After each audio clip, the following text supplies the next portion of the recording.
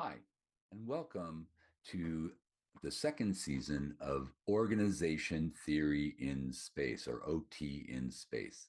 My name is Ken Davidian, and in this season, I'm making a brief video for each of the 36 chapters in the Oxford Handbook of Organizational Change and Innovation, second edition, edited by Marshall Scott Poole and Andy Van de Ven. This chapter, chapter 23, is entitled Diffusion of Innovations. Diffusion of Innovations, or DOI research, is best recognized from the 5 editions of Everett Rogers' textbook, released from 1963 to 2003. In 2004, D. Lawrence Kincaid summarized the research by saying DOI is not a single theory, but rather a model, framework, or paradigm large enough to drive a truckload of supporting theories through, including all existing theories of persuasion, knowledge acquisition, social learning, interpersonal communication and influence, social change, utilization of knowledge, and so forth. The many studies that are combined into the DOI literature encompass a wide diversity of theory, concepts, contexts, and methodologies. This chapter covers the main concepts of DOI scholarship, including its shortcomings, especially noting how it was originally applied at the individual level, but is now being researched at the organizational and interorganizational levels. Studies of innovation, implementation, and organizational diffusion were originally ignored by DOI research, but are now being conducted. Agency of both innovation spreaders and adopters focuses on DOI as a translational process. All these more recent developments are helping fuse DOI research into a more coherent body of work from how it was previously characterized as being a sprawling structure. From Rogers' textbook, diffusion involves an innovation communicated through certain channels over time among the members of a social system. Interestingly, diffusion is about change, represented by the innovation in the midst of uncertainty. Communication among members of a social system over time is about stability, normative pressures, and the fairly conservative assessment of those innovations. Typical dependent variables of DOI research include time of adoption and subsequent implementation in the case of complex organizations. Adoption in individuals are characterized by the familiar categories of innovator, early adopters, early majority, late majority, and laggard customer segments. Integration of adoption over these categories results in the familiar S-curve of innovation adoption. DOI research gaps include the fact that first, most innovations never diffuse. Second, the innovations that do diffuse also decline in use over time. And third, there's a high level of innovation competition. Since most innovations fail to diffuse, adoption is an atypical outcome of innovation. Voluntary adoption of innovations can be influenced by high-profile influential members of the social system. Innovations are sometimes adopted involuntarily due to a high degree of pressure for imitation, very low barriers and consequences of adoption, or due to external events such as catastrophes, which can result in rapid adoption of governmental policies. Sometimes unworthy innovations are adopted, and highly worthy innovations are not adopted. Anyway, 3 variables are typically used to explain diffusion.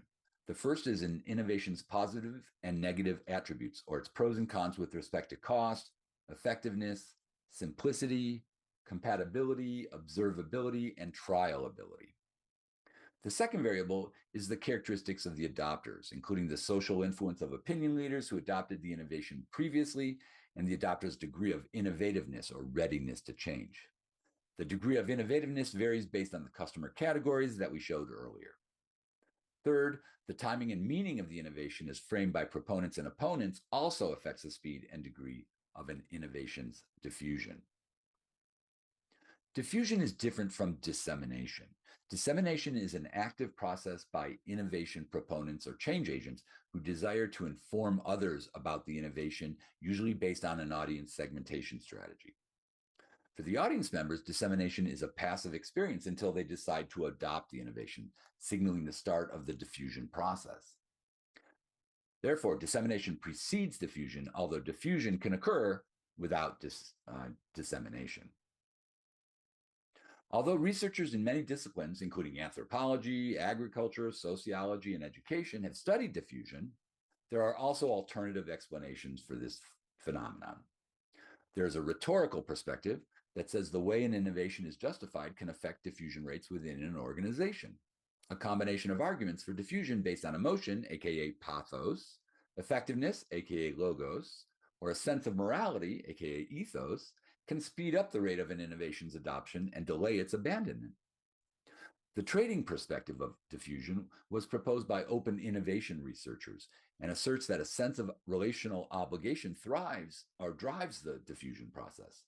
In this perspective, tacit knowledge and know-how is passed back and forth among adopters, even of different companies.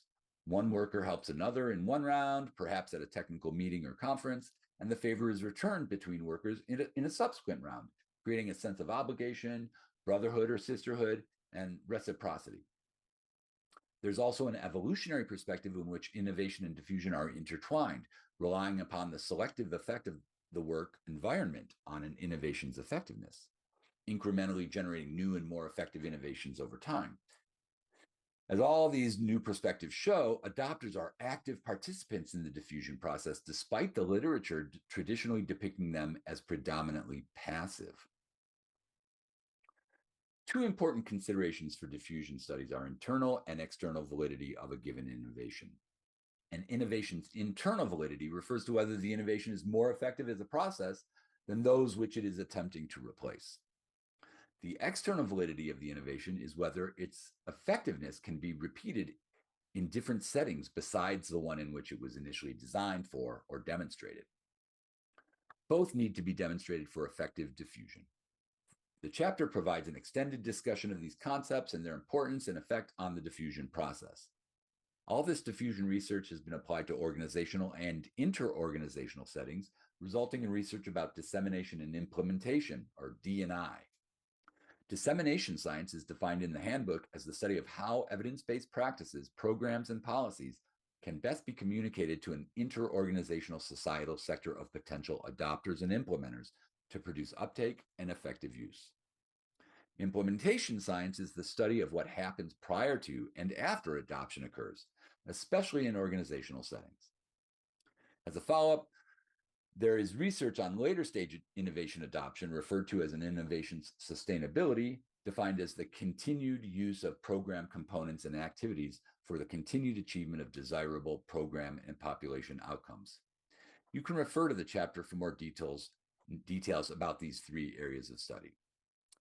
Well, that's it for Chapter 23, Diffusions of Innovation. I hope you enjoyed it as much as I do. And if you did, I hope you consider hitting that subscribe button or hitting the notification bell so you'll be notified every time a new video comes out. Thanks! OT in Space was produced by IRL, which stands for Impossible Research LLC. IRL conducts process research on the topics of innovation and industry emergence within the space sector context. IRL also offers services of organization theory consulting, research consulting, and STEAM outreach. This video is intended for educational purposes only.